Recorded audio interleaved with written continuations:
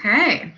Well, ladies and gentlemen, my name is Lindsay Walsh. I'm the Assistant Director of the Vantage Point at Mary Baldwin University. And today we have four wonderful guests joining us.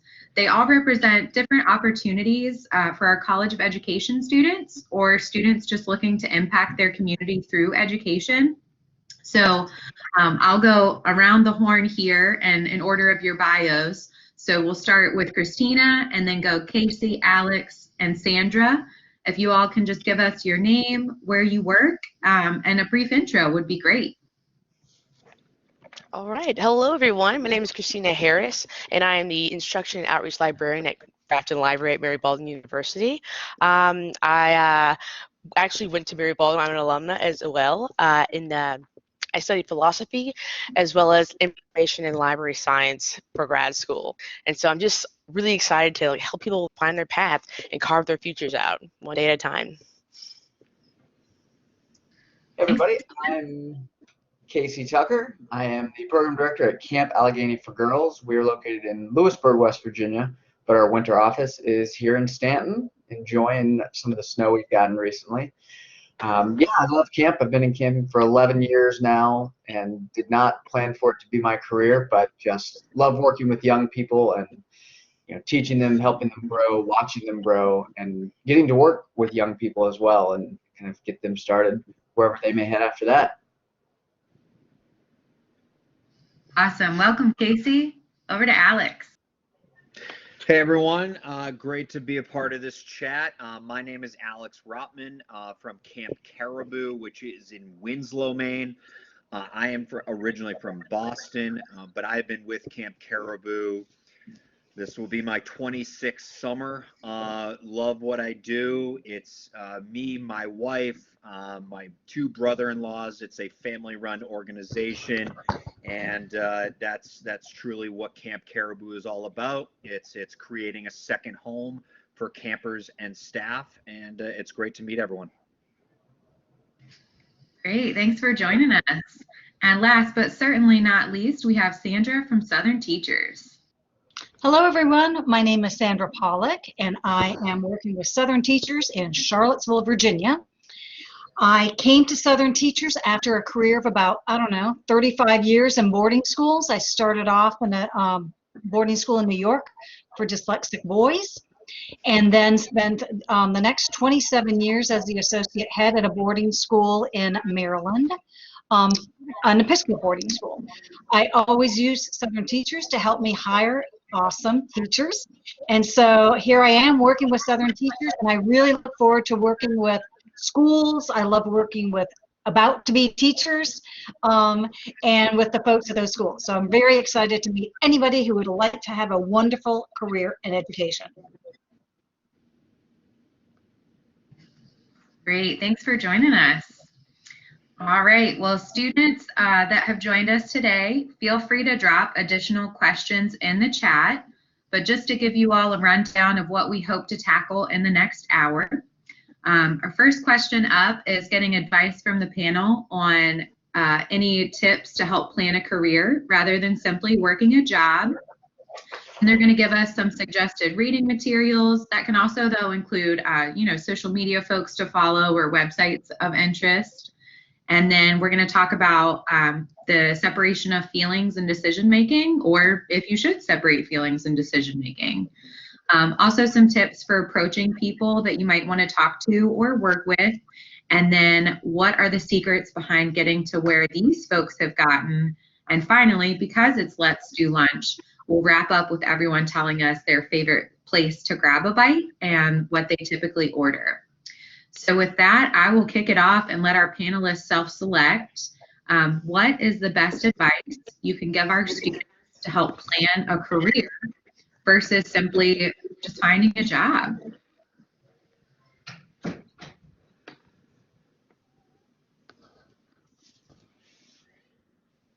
Well, I'll go first. All right. My thing of advice would be to learn as much about financial literacy as you can.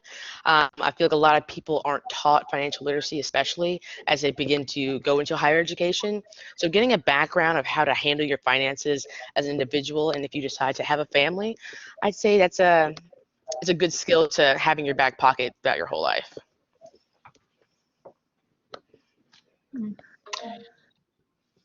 If there's anybody out there who's specifically looking for a career in education, I always suggest that you think about anything that involves working with kids in some way, whether it's a camp situation. We've got a couple folks here with camps. I know you'll speak to that, and anything having to do with camps or an after-school program, even babysitting, right, where you have an opportunity to have that kind of a reference even. And even if you're not looking at a full-on education type of a degree, even taking 1 or 2 foundational courses in education is really important, because one, it can connect you with some education mentors, professors who could help you, further that idea. And also anything that you can do to get in front of somebody else as a teacher, whether that is working at a writing center or a tutor. I think it's okay to try everything and anything. You're young, you're youthful, you're passionate, you've got all the energy in the world. You're 20, 21 years old. It is okay to find a job, do it, and then not like it. It's okay. The most important thing I have found, and I studied journalism and broadcasting, and I got that job right after I graduated. I was waking up and like kind of dreading going to work. I'm like, what is wrong with me? I can't believe this is happening. I went to school for all this. And you just think about yourself, what makes you excited, what you're passionate about, and go after that type of industry and that career. And if you're not making a lot of money in the beginning, it's okay, as long as you're happy. That is the most important thing that I've realized is, you're waking up, you're doing something, and you're getting ready, and you're driving to work, and you're like, this is sweet, let's do this. That's the thing that you want to strive for.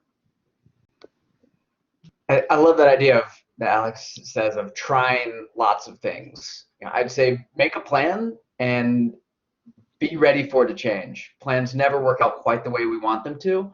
So be ready for a change. Take risks is my biggest piece of advice. Say yes when opportunities come up. Like I said, I didn't plan to work in camping. It was a seasonal job that I got for a summer, thought it would be fun, and here I am 11 years later. It's my full-time year-round career.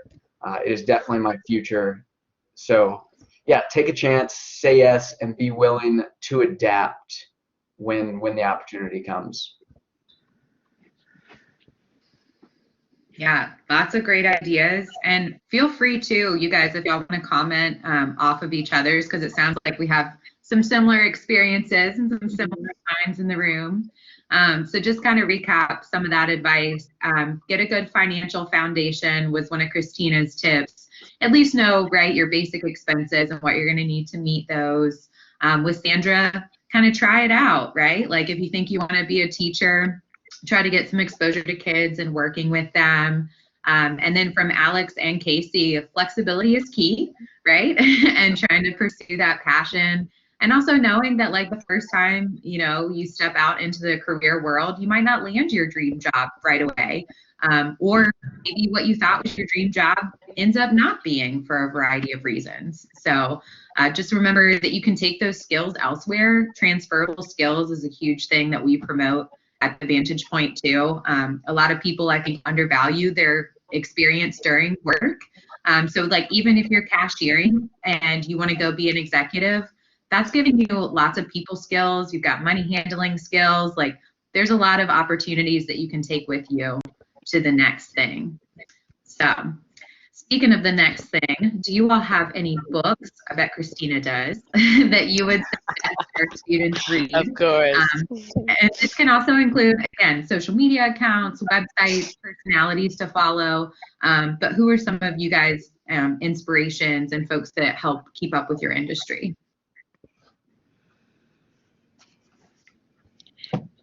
Well, I would say, first and foremost, just be a reader. Read anything. Read far and wide.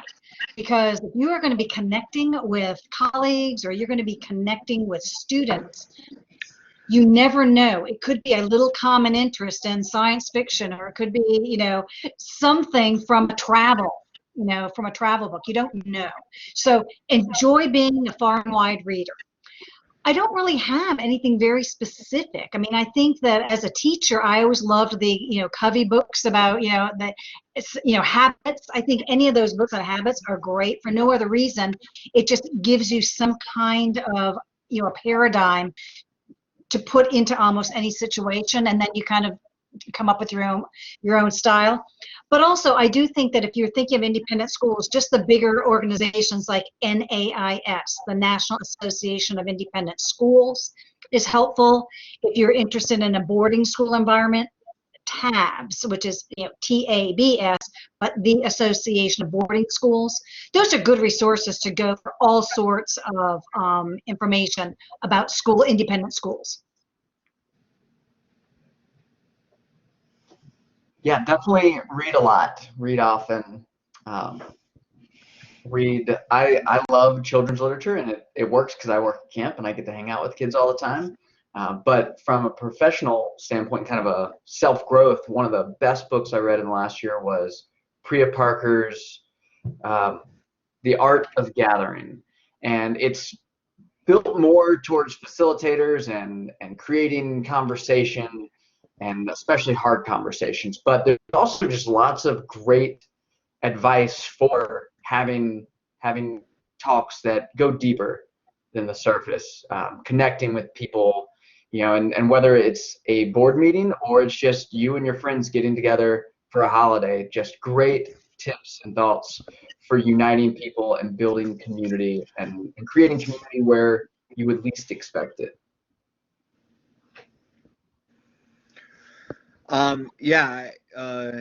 Reading is incredibly important, and there's so much great stuff out there. I've got 3 little kids, so the time to read is very slim right now.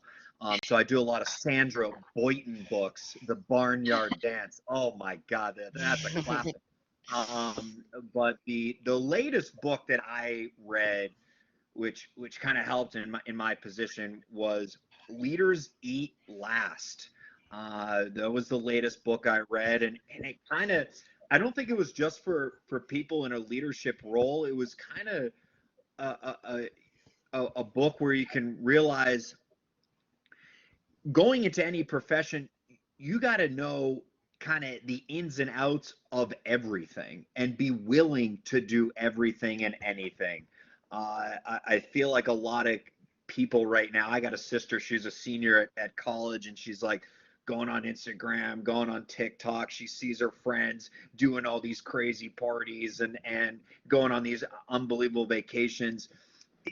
I feel like in order to find what makes you truly happy in any career, you got to go through the grind. You kind of got to do the dirty work to, allow yourself to build and grow.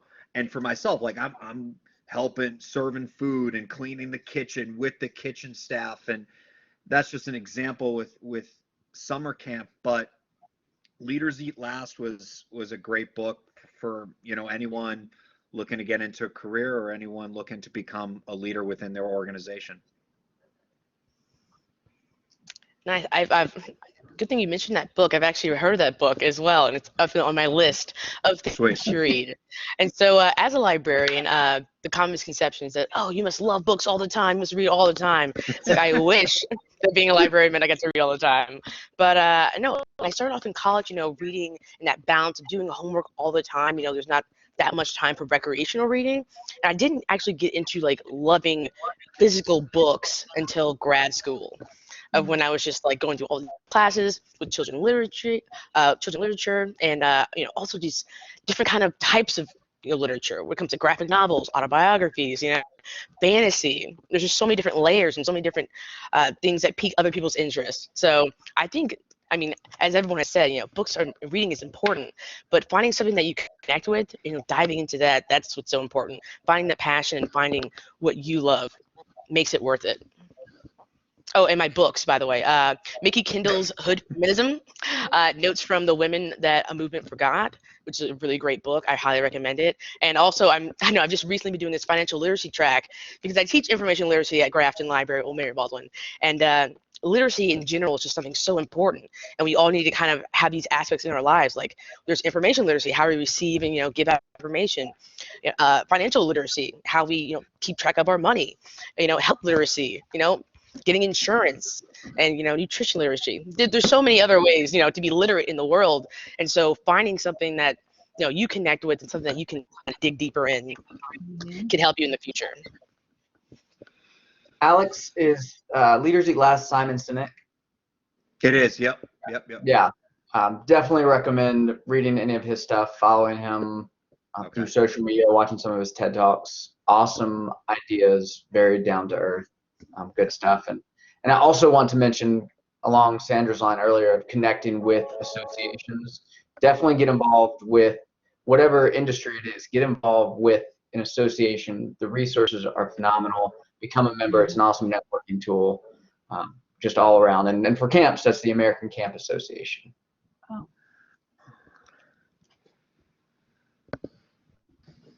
Yeah, so definitely a group of readers, or at least information digesters here in the so yeah, I definitely piggyback what you guys have said. Simon Sinek is really inspirational, and I think what is really cool about his work is he puts studies in science, but also connects it to values and making sure that people really are embracing the things that make us all uniquely ourselves. And then I'm excited. I haven't heard of the Art of Gathering or the Women in Movement Forgot. So definitely two that I'll have to add to my reading list. And students too, if you guys think of questions, feel free to pop those in the chat as we're going. We'll move on to the next one, which is, how do you keep your feelings separate from your decision making at work?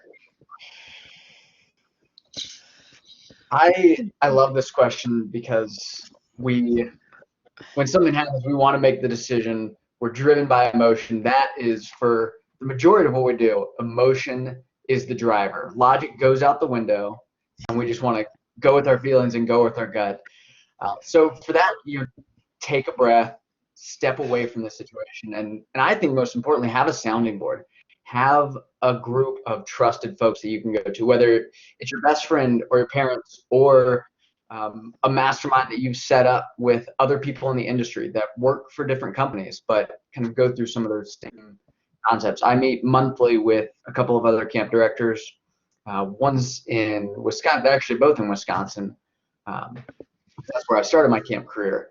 But yeah, I have people that you can go to and give them the scenario, give them the situation. And not only do they have awesome ideas that you won't have thought of, but talking through it is also going to clear your mind and clarify, like, what's important here? What do I really need to focus on? And is this going to be life-changing? It feels like it could be the end of the world. In reality, it might be a very small detail that you're worrying about. So having perspective from the outside, I think, is really, really important.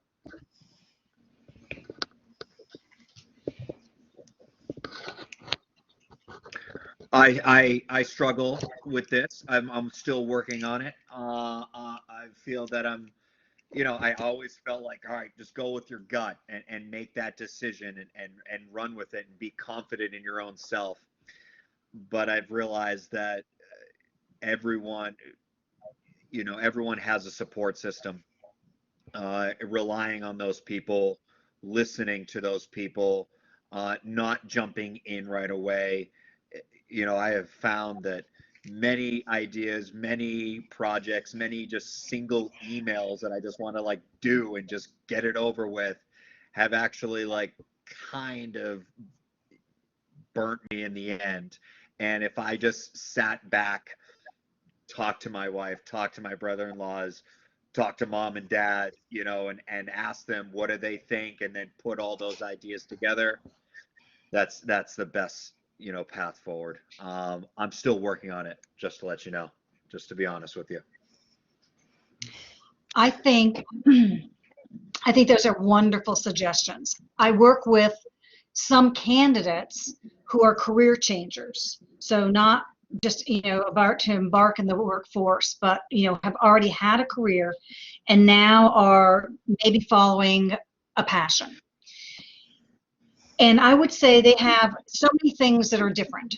But one thing that they almost all have in common when I'm first talking to them about the opportunities in education is somebody said to them in a conversation, you'd be a great teacher. I've always thought you would be a really great teacher. And so getting back to the idea of checking in with other people, whether it is a close friend or a parent, whoever you have, could even be somebody that you're, a professor at school, somebody you're working with. Ask other people, because other people often know a lot more about you, or even they might know things about you and think that you could be positioned for something that you are even afraid to admit, or even just acknowledge that you've always had that like little secret desire. So definitely I like the idea of reaching out to other people. I think if experience has told you that your gut works for you, or doesn't work for you, I think that kind of self-reflection is helpful. But I like to at least let it percolate for a while before you just go for your gut, because really there's nothing out there that is perfect. There's going to be aspects of things that are great. There, the perfect job is usually the perfect job, but there might be a couple things that aren't, right?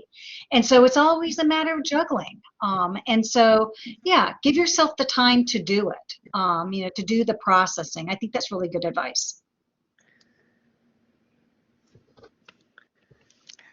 Nice, nice. I know just everyone's perspective is just so unique and great, and sense of community as well as like gaining perspective and also just having that support system.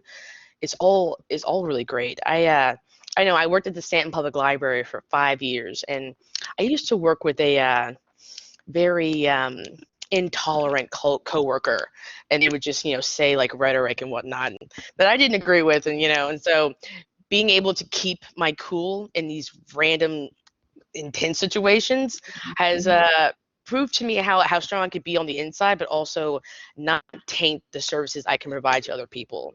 And so whether it's like something controversial like a political view, or like someone's personal views on the world, as a librarian, I enjoy being able to provide equitable service to people of all beliefs and all backgrounds and cultures, and by highlighting that intellectual freedom we all have. Everyone has a right to obtain the information. And so once we stop, trying to divide and trying to decide which people get to and which people don't get to, then we can start, build a better place and be able to separate what needs to be done versus how we feel about it.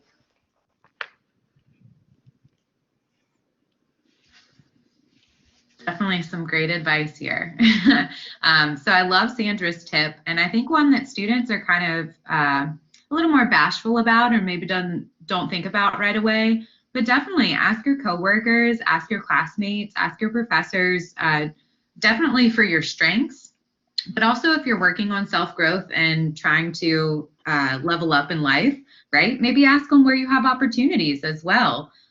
Because I'm sure all of us have had a coworker that we would be happy to give a compliment to, and also perhaps some feedback on where they could be better.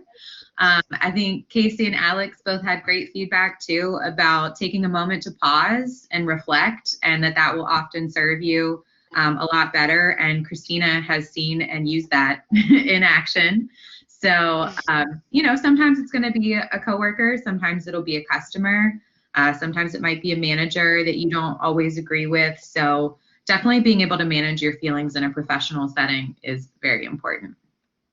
Absolutely. So tell us, what are some tips, maybe even examples that you guys have done in the past, but how do you approach people that you would like to talk to or work with, or, who even folks that you just want to network with? Because Casey, it sounds like you have a great mastermind going with your camp folks. So give us advice on approaching people and how to make new friends professionally. I think that a lot of people like to talk about themselves. And so a really easy way sometimes is, especially if you're in a gathering and you're like, oh, that person I really like, that seems like a dream opportunity. Honestly, it's just go up and with that approach, I've always wondered about, whatever that position might be, or I understand that you are, and then kind of name the position. Tell me more. I mean, really reaching out to the other person and letting them talk. And then that gives, they get a chance to, talk about themselves for a while, which is usually pretty exciting. And then go from there to be able to interject. And then at least you have some vocabulary that you can work with and a means in. But I always find it really nice to not make it about yourself first.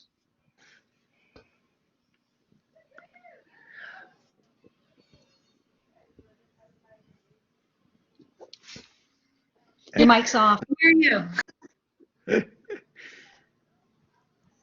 Here we go. How's that? Yeah, I think Sandra nailed it. People like talking about themselves, and they also like talking about the work that they do. They like sharing their passion, what they're doing. So, ask them questions, and it can be really intimidating to walk up to somebody who you know of, who's a leader in the industry, who you admire.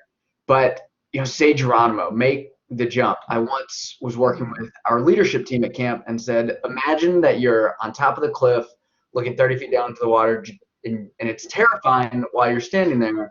The second you do it, there's no going back. You've committed. And turns out that was a bad analogy because they weren't the outdoor adventurous type, and that was way beyond what they were comfortable with. But jump off the high dive, go for it.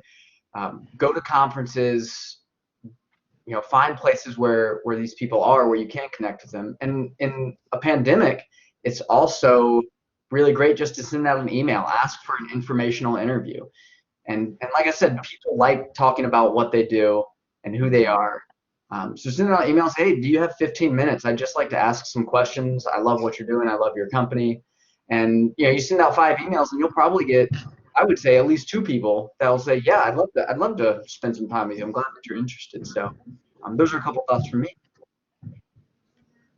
Nice. I like those. Another random analogy I have is from Cobra Kai, strike first. You see someone, you want to talk to them, you go for it. I know it's like a very bold kind of statement, but and making eye contact is also a really good thing you can do to kind of engage someone, because they want to know that you're listening. Your body language also says a lot about what you're interested in. Another thing that I like tell my students about when they're doing information literacy is background information. If you want to be a part of someone's company or an organization and you're not really sure what they're really about, Google them. Usually people have a lot of accolades on Google, especially. So getting familiar with the terminology, getting familiar with, what their mission is, and then talking to that person about it. Like, oh yeah, your mission was this. I really engage with that. And they're going to see you being, hopeful and excited about it. So they may want to talk to you more and engage more. And to just kind of follow up with everything, just be confident in yourself. You're amazing. You are awesome. Like, it doesn't matter how much experience you have. Like, you are your own person. Be happy when you go up to a person. This is like my biggest thing. Like, even when I'm doing an interview, like, look at them, make eye contact, smile, shake their hand, and have confidence in yourself. And then the conversation can go anywhere. When you go up there and you're like, hey, how you doing? My name's Alex. Like, the conversation I don't think is going to go too far. You're amazing. You're awesome. Have no fear and just say hello. Could I just add one more thing? I also find that particularly in my business where schools are looking for teachers to not only be in the classroom, but to be maybe coaching a sport or running another activity, I always ask candidates to really anticipate those questions, so that if somebody were to say, oh, and what sports can you coach? And if you're really thinking, oh my gosh, I can't coach anything. And a lot of times that first response is almost apologetic, like, I'm not, and then you like your body language goes down. And I always tell people you must anticipate that, because when you are in a conversation like that, you really do want to be in control. Not aggressively in control, but optimistically in control. And so if they say, hey, what sports can you coach? You say, I am going to be the best person that you ever saw for Model UN. Right? So you don't have to downplay what you can't do. You just turn it right around and you tell them how you're going to contribute. And it's friendly and positive, and no slouchy, like, oh gosh, no. You're always positive, optimistic, forward. Those are some great points. And what I really liked about how Sandra tied it up at the end, it's especially in interviews, right? Like we might get a question that trips us up, but also know that you can kind of spin it back, right? An interview is a conversation, a networking opportunity is a conversation, a cold call or an email. It's all just trying to spark a conversation. So don't feel like you're lacking in something, but find a way to bring it back and talk about your strengths, right? Like if they ask, what are you going to coach? Maybe athletics is not your thing, but again, Model UN, you're going to crush it. You could lead the debate team. Like there are lots of different ways that you can engage, especially with youth. And I'm sure all of you can attest to that, right? Like there's lots of ways that students learn and engage. So sometimes it is athletics. Sometimes it's reading. Sometimes it is that debate, or, even problem solving. Like I remember Future Problem Solvers was a big club back in our middle school days. But I've also asked the students to introduce themselves. So we've got quite a collection here today. So just to let you all know, as we're getting to the end of the questions, we've got Nyasia, who's going to graduate in 2021. She's an English major with a minor in political science and leadership, and very happy to be here. We've got Morgan, who's a junior studying social work with a medical emphasis and minoring in healthcare administration. We have Renee, who I think was piggybacking off of the confidence that Alex and Sandra were talking about. So they said it goes back to the way you put your pants on, the same way we all do, one leg at a time, and you always know something. So try to find that in when you're meeting new people. We also have Nakia, who's a junior, hoping to work with children in social work. Another junior, Sophie, and she is studying social work and trying to work with victims of human trafficking and those kinds of things. So pretty inspirational group of students. Obviously, I'm a little biased, but thank you all for joining us. And all right, so what are some of the secrets for our panelists behind getting to where you've gotten to? Is it practice? Is it dedication? Is it making time for yourself? Like, what is that secret sauce that makes you you? Ooh, I'll go first. I know opportunities are going to come to you, and saying yes is a great thing to do. But sometimes saying no is equally as important. Especially when I was in grad school, I had to learn how to say no to people because I was so, I feel like grad school is like undergrad without the fun. So just like digging deep and, and then getting that degree and just pushing through it, and it's going to be hard sometimes. It's going to be a lot, but, having in your mind that you're worth it, everything that you're doing in your life is an investment for your future. And so I know also in addition to that, like networking with people, being able to talk to people, and it kind of goes into the last question that we talked about, but just being an open person, but still saying no sometimes to things that are going to take you off your plate and take you off your course.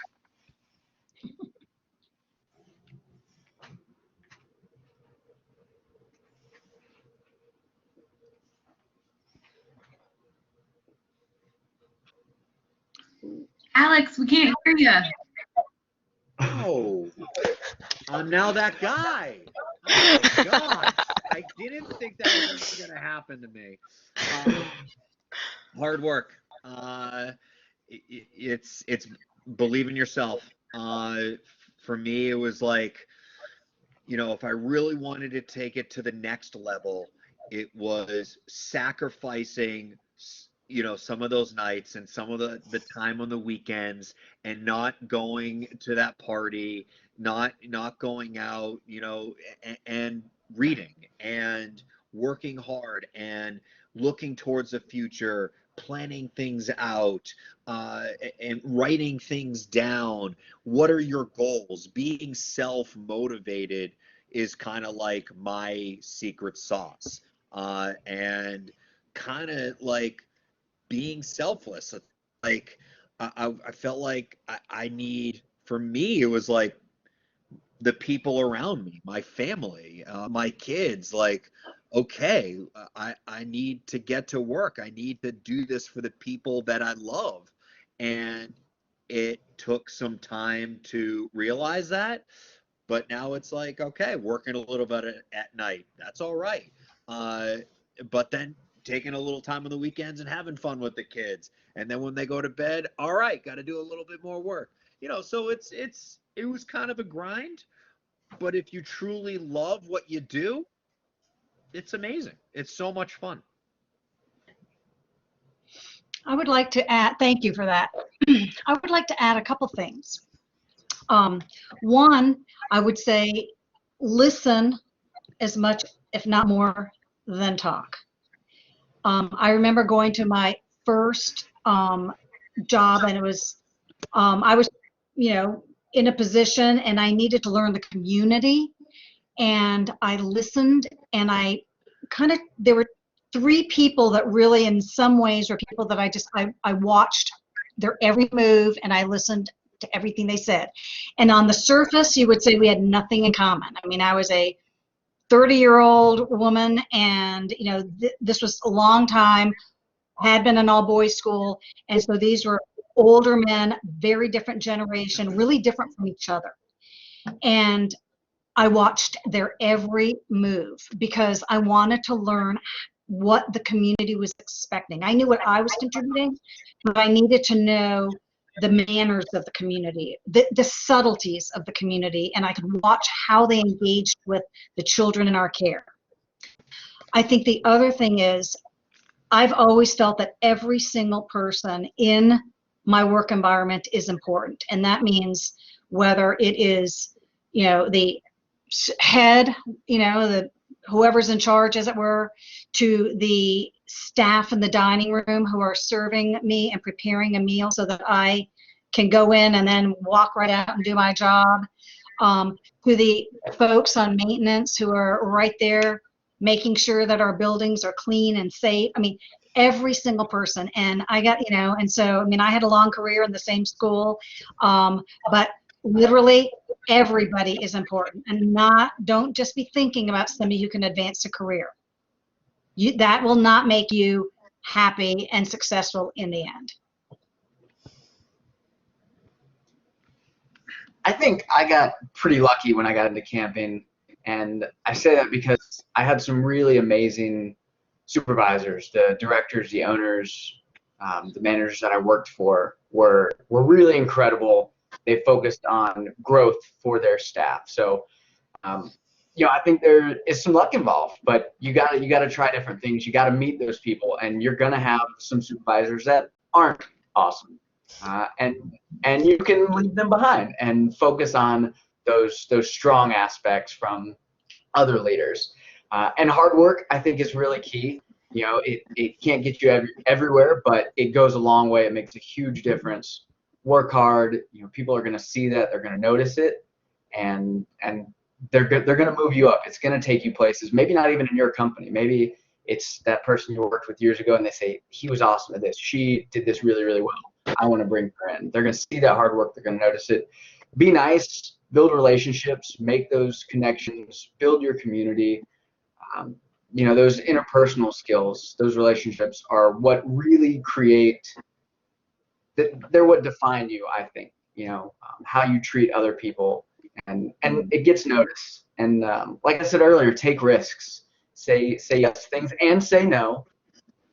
I like that advice, Christina. You got to say no sometimes too. But when I got I had friends and family say, "Oh, that's nice. What are you going to do for the rest of your life? Like, what's your career? That's a fun job, but when you grow up, what are you going to do? And it's hard to hear that. So you got to be willing to stick it out, stay the course, and follow your heart, follow your passion. And like Alex said, when it's your passion, when you love it, you don't mind putting in the extra time. I love Mondays.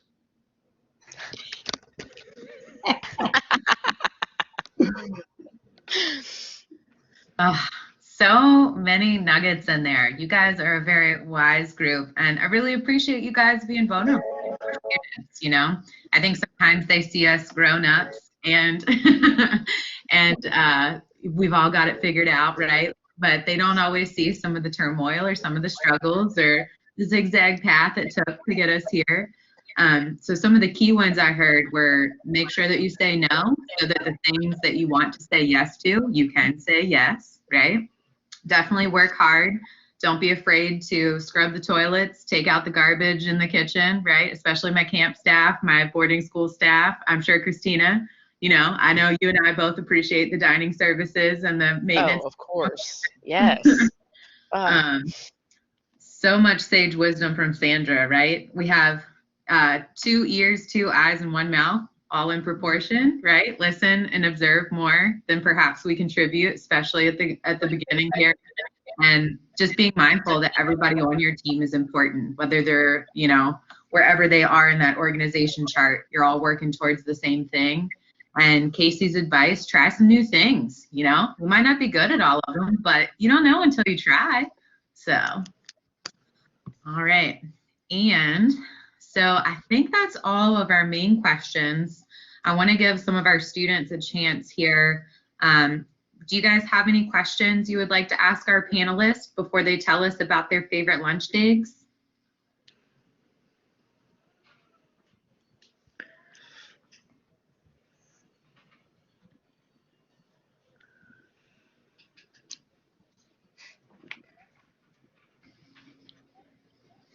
Okay. Well, Naisha said all questions have been answered, but I thought of one just as we were going through the conversation here. So it's come up a couple times that we're going to work with challenging either coworkers or supervisors at some point along the way. So what are some tips that you guys have for when you're in that situation, right? Like how do you create boundaries, or how do you maybe share that feedback that the relationship isn't where it could be?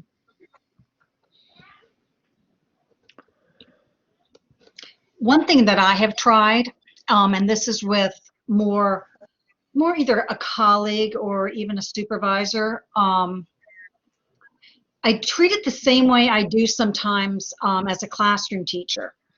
When you've got that child who needs a little, molding, is try to model really, kind of try to model language or behavior or something like that in such a way, that one is going to be helpful, and two, if you catch that person saying something that is thoughtful or saying something that is much more, I'm going to say, professional or appropriate, acknowledge it, because I think it's really easy when you're with people who are really tough to work with that they really can't even breathe and you feel like they're doing something wrong.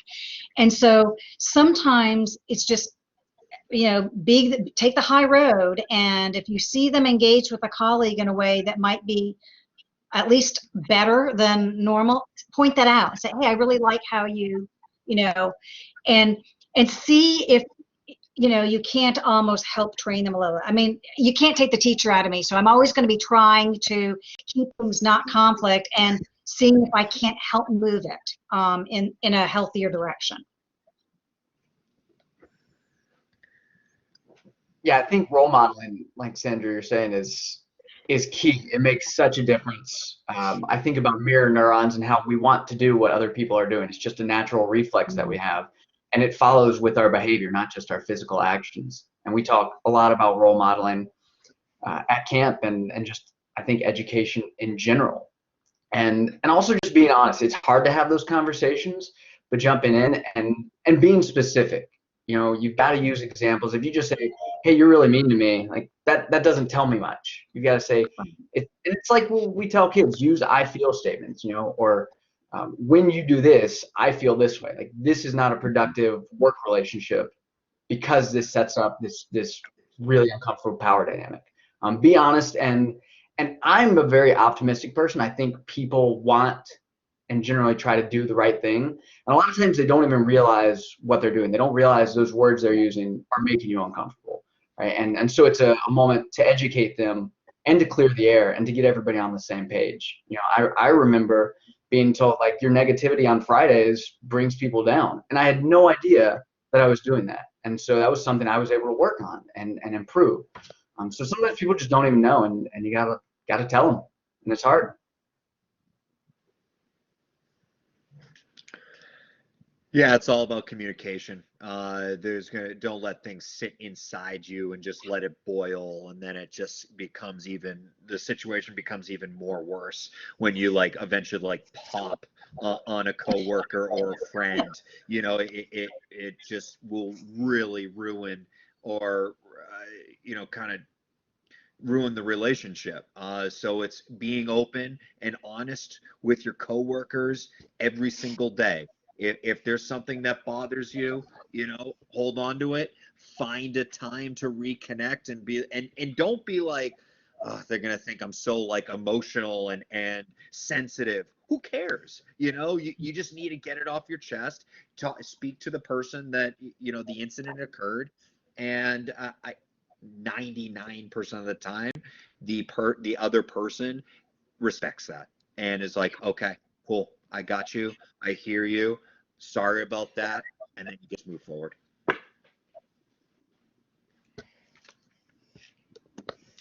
Yes, yes.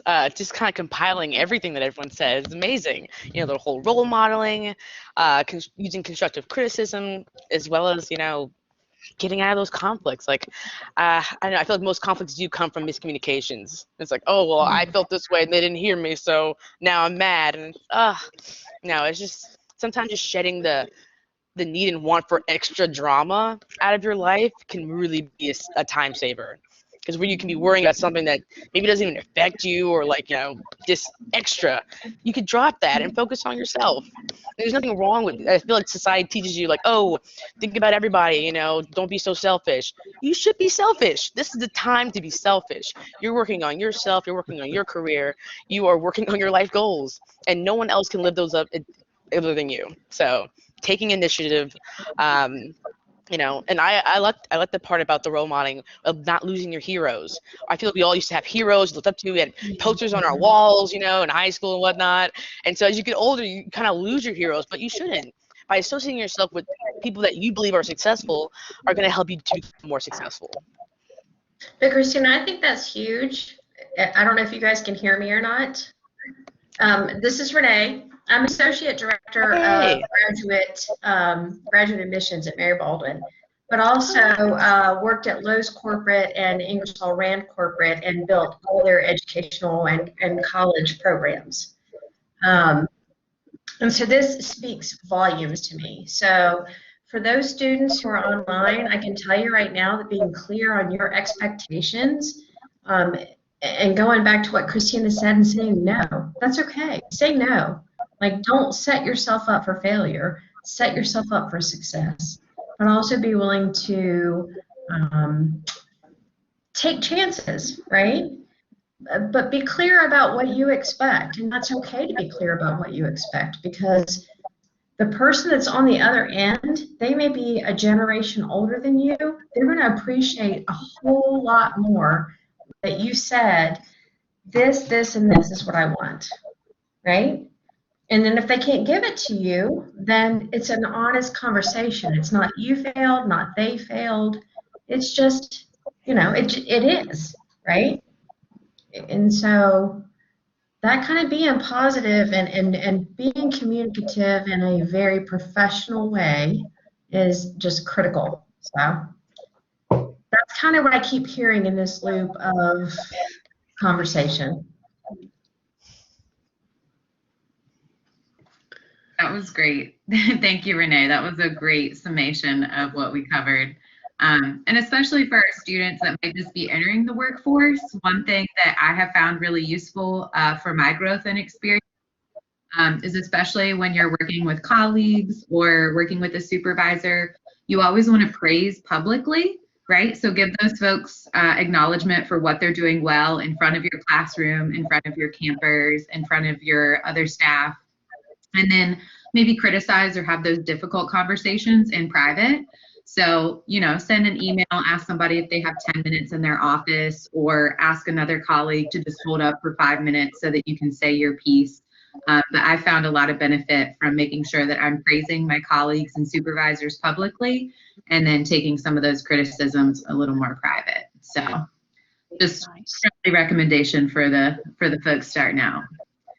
And then, of course, last but not least, because it is Let's Do Lunch, what are some of you guys' favorite places to dine, and what is your favorite thing to order when you're there?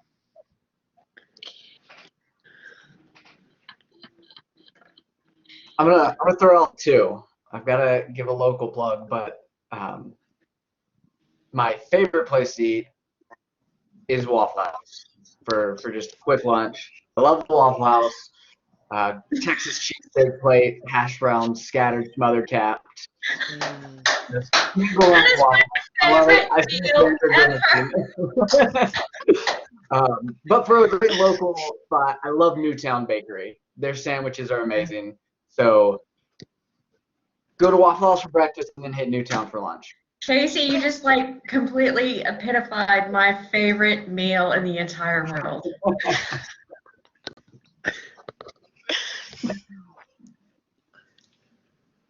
I'm kind of boring. I'm into personal finance as well, Christina. And number one rule is you're not supposed to really eat out. So, I mean, you got to save that money. You got to invest. No, kidding. Well, I'm serious. But Those are like his politician hands. Y'all see that? yeah, sorry, my bad. Well, I'm into personal finance as well. You're not supposed to eat out anyway. But I love the question. I will always, when it's like a special day to treat myself, I keep it light. But a grilled chicken Caesar salad at my local pizza shop. Sorry, it's boring, but I got to keep it light. Because at night, that's my time to shine for dinner. So what's your guilty pleasure then? My guilty pleasure? I mean, food-wise, like what's your guilty pleasure? Like, come on. My guilty pleasure is like a bacon cheeseburger with onion rings down at the local bar. See, that's what we can all identify with. All right. I get it. Bacon cheeseburger, onion rings, loaded up. Well, since I'm like really close to downtown Stanton, I got a couple places I like to go for lunch. The Pampered Palate has a great salad called the Texas Toss, and it's a fiesta in your mouth. It's amazing. Another place, Chicano Boy. Wow, just their shrimp tacos, so light and refreshing, delicious. Even Gloria's Puceria. Yeah. Anything from Gloria's. Oh wow. Just so many different like cultures and flavors that just come up. I love it.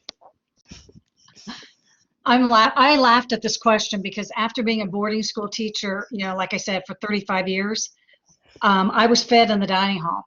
And so my truly my biggest fear about changing jobs and working, for Southern teachers is what if I don't even know how to like feed myself? And so, but I'm not a lunch person. I generally don't eat lunch, but I really, locally, of course, we're pandemic closed, but my go-to, and you mentioned it as almost a guilty pleasure. I don't really feel that guilty about it, is Riverside Lunch, because they make the best burger and onion rings in Charlottesville. So there you go. They do. That's awesome. We have quite a collection of foods too. Like I love the lunch special. If you guys go to Chicano Boy, they've got the chicken or the veggie burrito for like $9, or the 2 taco chips and dip combo. But in Sandra's dining hall food too, At Mary Baldwin, I love some sushi Wednesdays. Like they don't mess around. They've got But that it's sushi every day now, Lindsay. Is there? It's sushi every day now. Yes. Because it's all takeout. It's all sushi every day, I'm pretty sure. Oh my gosh. Well, I did not know that. I know. I'm Good like, to Well, yeah, like, okay, so like don't know, don't quote me on it, just like look it up, but it's like all takeout, so they do like all this crazy stuff they didn't normally do because you can't sit in the dining hall. So yeah. Your sushis are, yeah, pretty sure they're there okay. That every day. It's like a whole little bar now. It's like going to Wegmans or Harris Teeter or Publix or whatever your local grocery store is. So that's so exciting. And I don't know, maybe they do this all the time too, but Miss Mary over at the University Cafe would do chicken tenders on Fridays. Those are also pretty amazing. For any students might be able to correct me, but hopefully we'll be able to host you guys in person in the near future and you can try some of these amazing delicacies.